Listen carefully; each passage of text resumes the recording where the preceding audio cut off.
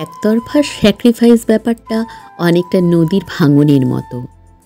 একবার শুরু করলে পুরো জীবনটাই গ্রাস হয়ে যায়। কিছু মানুষ যখন একবার স্যাক্রিফাইস করা শুরু করে দেয় তখন তারা শুধু স্যাক্রিফাইসই করে। মেন্টালিটিটা এমন হয়ে যায় যে নিজেকেই বোঝায়, যেহেতু এটা করেছি তাহলে ওটাও করেই দিই। তারপর মনে হয় যেহেতু গতকাল করেছি কোনো ব্যাপার নয়, আজও করে দিই। দিন যখন আজ কাল পরশুর মধ্যে চলতে থাকে বিপত্তিটা বাধে তখনই।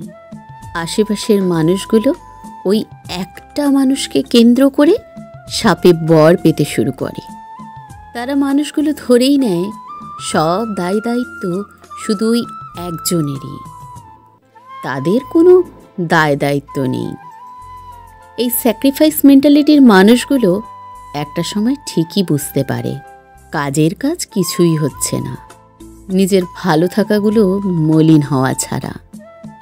হয়তো তারা ভালো থাকার জন্য নতুন রাস্তা খুঁজে নেয়, কিন্তু ওই মেন্টালিটি থেকে কখনোই বের হয়ে আসতে পারে না। আগ বাড়িয়েই হোক কিংবা পরিস্থিতিতে পড়েই, সব দায় তাদেরই। এই দায় আর দায়িত্বের মাঝে পড়ে কিছু মানুষের অন্তিম সময় আপনা আপনি চলে আসে।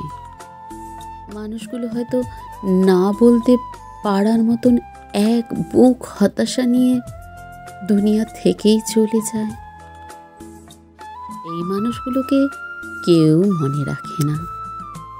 এরা যতদিন স্যাক্রিফাইস করে ঠিক ততদিনই মানুষের মন থাকে।